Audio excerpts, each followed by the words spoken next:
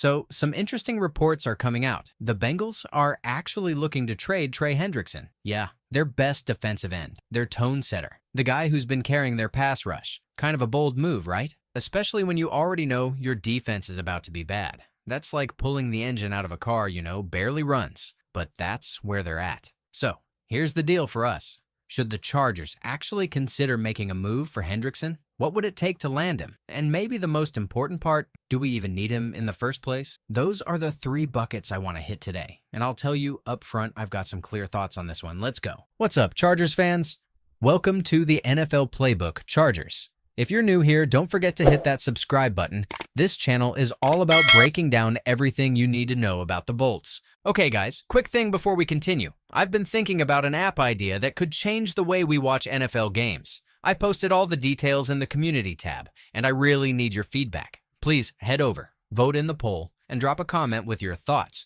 Your input will help me decide if I should actually build this app. Now, let's actually talk about Hendrickson, because you can't just gloss over who this guy is. He's been nothing but steady for the Bengals. Rock solid, a stabilizer. Even said he wanted to finish his career in Cincinnati. And his current contract was designed to let him do exactly that. But football is not sentimental. He's hitting the back half of his career, turning 31 this December. And you know what that means. This is probably his last big payday. One last big deal. A cash grab, honestly. But here's the thing. Even if it is, he's earned it. You can't deny the numbers. Look at the past few seasons. 17.5 sacks in 2024, 17.5 in 2023, 8 in 2022, and 14 in 2021.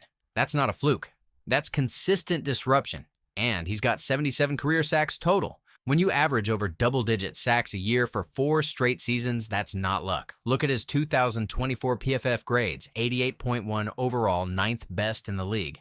A pass rush grade of 90.4, top 5. That's dominance. Sure, the run defense grade wasn't great, down at 65.9, but that's not why you bring him in. You bring him in to wreck quarterbacks, and he does that. That's not system-only production. That's who you are. And Hendrickson, he's been that guy. A menace. A nightmare for tackles. One of those players' offenses actually have to game plan for. You don't just let someone like that walk unless something's off. So why would the Bengals do it? From my perspective, it's clear that this comes down to scheme fit and maybe some organizational weirdness. Their new DC, Al Golden, is shifting things toward a 3-4. Hendrickson's been a 4-3 hand-in-the-dirt edge for years. In that new look, maybe they don't see him fitting. That's fair. But also, let's be real. The Bengals have a track record of making questionable roster calls when it comes to paying their guys. Players talking about leaving, even thinking about going back to school just because the deals aren't right. That says something about the culture there. So,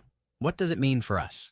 On paper, it's intriguing because the Chargers, we mostly operate out of a 4-3 base, 2 defensive ends, 2 inside guys. That's Hendrickson's bread and butter. And in a vacuum, yeah, plug him into our defense and it makes sense. But the roster context matters. We've already got Khalil Mack. We've got Tuli Tuipulotu, who looks like he's about to take a big leap. We just brought in Dupree. And then there's Kyle Kennard and Caleb Murphy battling it out for that 4th edge spot. That's already a pretty loaded room. So the question is, do you add Hendrickson to a group that's already stacked? Or do you say, we're good, let the young guys develop? Now, let's not dance around the price tag, because that's where this whole thing probably falls apart. The Bengals reportedly want a first-round pick and a young defensive player. That's a massive ask. Think about it. Who are we even talking about? Dion Henley? No way, not happening. I wouldn't even pick up the phone if they asked. That guy is staying in powder blue. Period. A Charger for life. Maybe they'd ask about Justin Mboigbe or Kyle Kennard, who's still unproven, or maybe even Tuli Tuipulotu, and that's where it really hurts.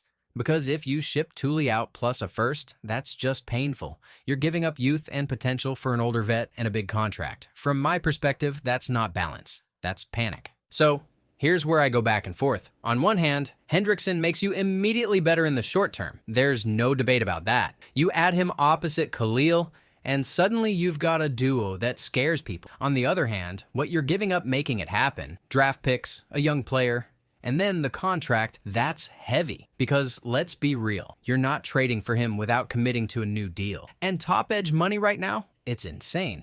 TJ Watt is at $41 million per year. Myles Garrett at $40 million. Danielle Hunter at $35.6 million. Max Crosby at $35.5 million. Nick Bosa at $34 million. Hendrickson's going to slot somewhere in that $36 to $37 million per year range at age 31.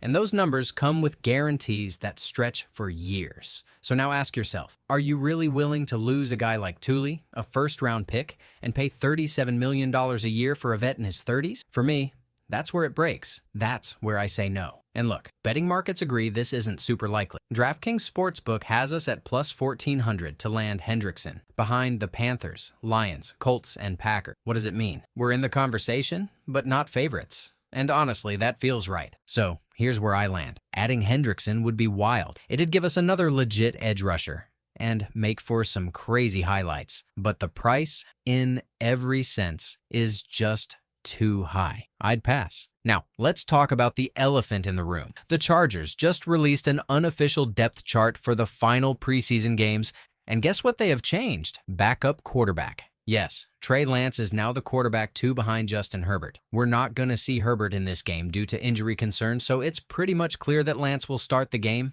Taylor Heineke will also get some reps, but as the Chargers has assessed him already, so it is DJ Uiagalelei who will get chance because this is final preseason game and management must finalize 53-man roster before August 26th, 1 p.m. And before I'm out, I have 2 good news for you guys.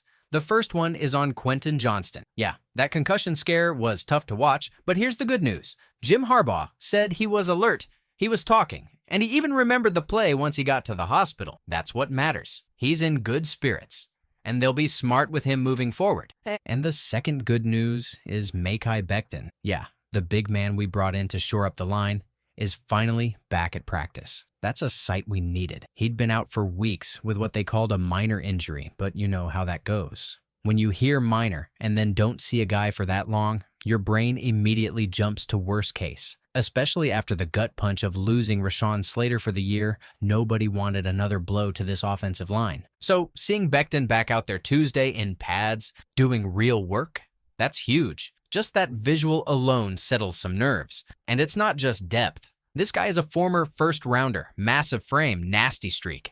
Greg Roman even said it himself. Becton brings that big physical presence. That's not coach speak. That's recognition that when Becton's on the field, the whole line looks different. So what do you think, guys? Do you think the Chargers should go out aggressively and trade for Hendrickson?